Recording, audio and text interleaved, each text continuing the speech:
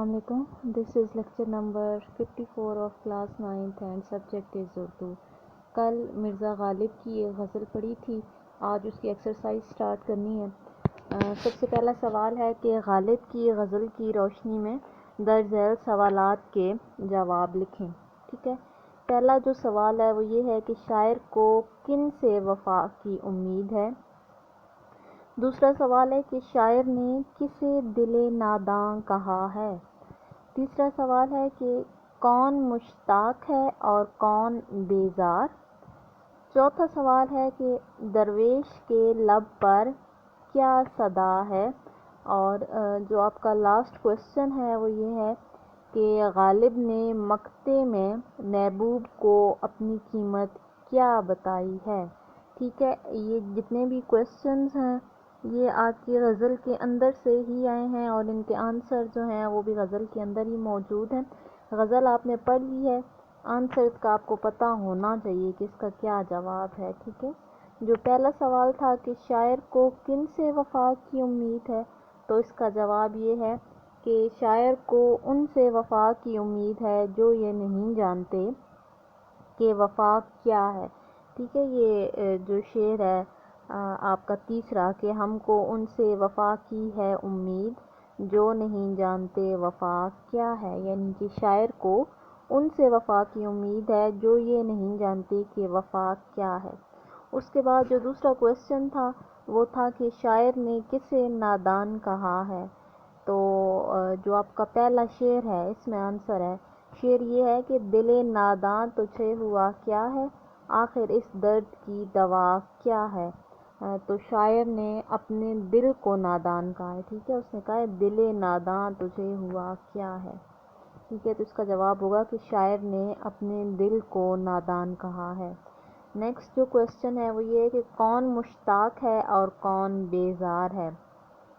تو میں نے آپ کو بتایا تھا کہ مشتاق کا مطلب ہوتا ہے اشتیاق رکھنا, ملنے کا اشتیاق رکھنا, اور بیزار کا مطلب ہوتا ہے کہ بیزاری دکھانا کہ وہ اسے نہیں ملنا چاہتا. تو یہ جو آپ کا شعر ہے دوسرا کہ ہم ہیں مشتاق اور وہ بیزار, یا الہی یہ ماجرا کیا ہے. تو اس کا جو آنسر ہے وہ یہ ہے کہ شاعر مشتاق ہے اور محبوب جو ہے وہ بیزار ہے, کیونکہ وہ خود کہہ رہا ہے کہ ہم ہیں مشتاق اور وہ بیزار, یا الہی یہ ماجرا کیا ہے. اس کے بعد جو کویسچن ہے وہ یہ ہے کہ درویش کے لب پر کیا صدا ہے. تو اس کا آنسر جو ہے وہ آپ کے جو فورتھ شعر ہے جو کہ ہے ہاں بھلا کر تیرا بھلا ہوگا اور درویش کی صدا کیا ہے. تو اس کا جو آنسر ہے وہ آپ کے اس شعر میں موجود ہے. اس کا جواب یہ ہے کہ درویش کے لب پر صدا ہے بھلا کر تیرا بھلا ہوگا, یعنی کہ وہ کہتا ہے کہ تو اگر بھلا کرے گا تو تیرے ساتھ بھی بھلا ہوگا. جو لاسٹ کویسچن ہے وہ یہ ہے کہ غالب نے مقطع میں اپنے محبوب کی قیمت اپنے محبوب کو اپنی قیمت کیا بتائی ہے. تو مقطع مطلب آخری شعر ہوتا ہے. تو شاعر نے مقطع میں کہا ہے میں نے مانا کہ کچھ نہیں غالب, مفت آئے تو برا کیا ہے. یعنی کہ غالب نے مقطع میں اپنے محبوب کو کہا ہے کہ میں بے قیمت ہوں, یعنی اس نے اپنے آپ کو محبوب کے لیے مفت پیش کر دیا ہے. ٹھیک ہے. اس کے بعد جو نیکسٹ کویسچن ہے آپ کی ایکسرسائز کا وہ یہ ہے کہ اس غزل کے دوسرے شعر میں مشتاق اور بیزار کے الفاظ آئے ہیں. یہ معنوی اعتبار سے ایک دوسرے کی ضد ہیں, یعنی کہ یہ ایک دوسرے کے الٹ ہیں معنوی اعتبار سے, مشتاق اور بیزار. ایسے الفاظ متضاد کہلاتے ہیں. ٹھیک ہے. وہ الفاظ جو معنوی اعتبار سے ایک دوسرے کی ضد ہوں ان کو متضاد الفاظ کہتے ہیں, یا عام الفاظ جنہیں آپ الٹ کہتے ہیں. مدرج ذیل الفاظ کے متضاد لکھیے. ٹھیک ہے. پہلا ہے نادان, پہلا لفظ ہے نادان, تو نادان کا متضاد ہوتا ہے دانا. ٹھیک ہے. دانا ہوتا ہے عقل مند اور نادان ہوتا ہے کم عقل. اس کے بعد ہے اگلا ورڈ دن, تو جو دن کا متضاد ہے وہ رات ہے. نیکسٹ ورڈ از نیکی, نیکی کا متضاد ہوتا ہے بدی. نیکسٹ ورڈ کیا ہے موت, اور موت کا متضاد ہوتا ہے زندگی. اینڈ لاسٹ ورڈ از آزاد اینڈ اپوزٹ آف آزاد از غلام. ٹھیک ہے. اس کے بعد جو کوشچن ہے کوشچن نمبر 4، مدرجہ ذیل الفاظ پر اعراب لگا کر تلفظ واضح کیجیے. پہلا ورڈ جو ہے وہ یہ ہے مشتاق. ٹھیک ہے، مشتاق. میم پہ پیش ہے، شین پہ جزم ہے، تے پہ زبر ہے اور کاف پر بھی جزم ہے. مشتاق. نیکسٹ ورڈ از مدعا. ٹھیک ہے، مدعا. میم پہ پیش، دال پہ جزم، دال پہ ہی زبر ہے اور عین پہ زبر ہے. ٹھیک ہے، مدعا. نیکسٹ ورڈ از وفا. تو واو پہ زبر ہے، فے پہ زبر ہے اور الف پہ جزم ہے.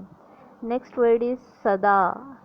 صاد پہ زبر اور دال پہ زبر، صدا. لاسٹ ورڈ از نثار. نثار کے نون کے نیچے زیر ہے، سے کے اوپر زبر ہے اور رے پر جزم ہے. نثار. نیکسٹ کوشچن از کہ اس غزل میں جو قافیے آئے ہیں انہیں ترتیب وار اپنی کاپی پر لکھیں.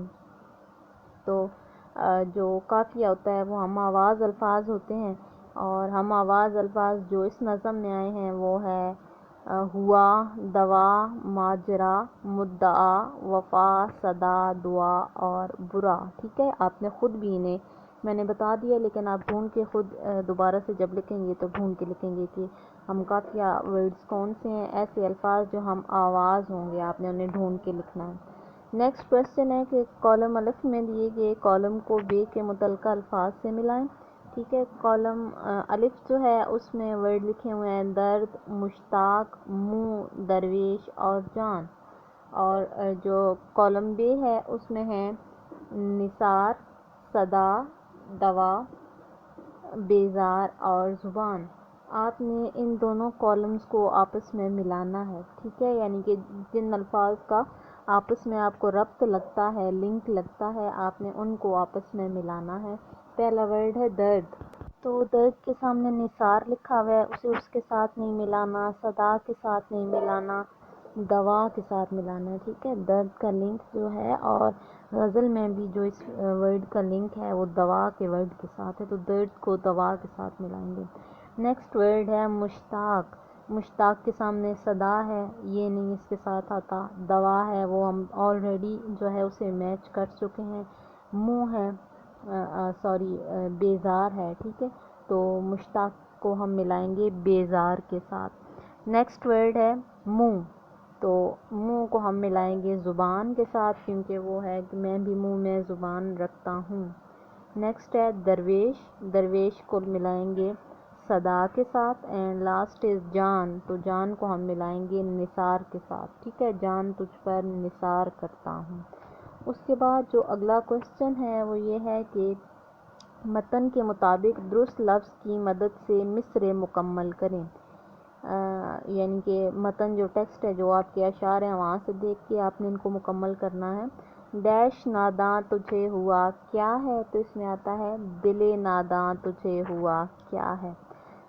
دوسرا ہے مفت ہاتھ آئے تو ڈیش کیا ہے، تو اس میں آپ لکھیں گے برا. ٹھیک ہے، پورا کیا ہو جائے گا، مفت ہاتھ آئے تو برا کیا ہے.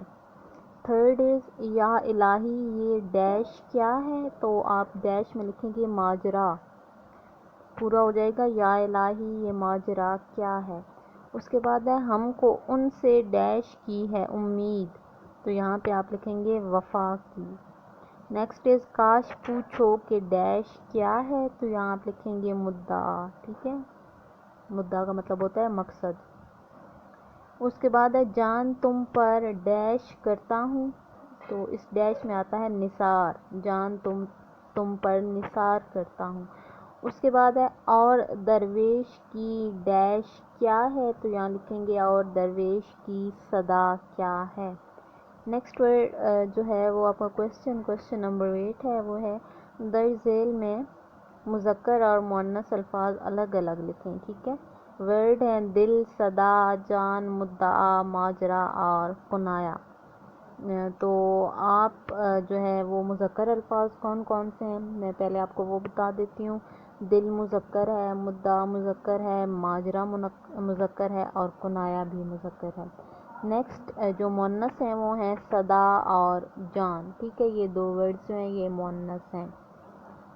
اس کے بعد جو کوشچن ہے وہ آپ کا ہے جی کنایا۔ تو کنایا کے متعلق لکھا ہوا ہے کہ ہوتا کیا ہے۔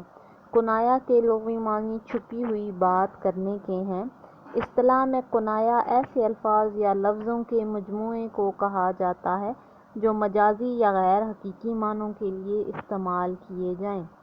کنایا کے مجازی معنی لغوی معنی سے کچھ نہ کچھ تعلق رکھتے ہیں، مگر یہ تعلق تشبیہ کا نہیں ہوتا، ٹھیک ہے، یعنی کہ یہ جو ہے الفاظ جو ہوتے ہیں وہ آپ کے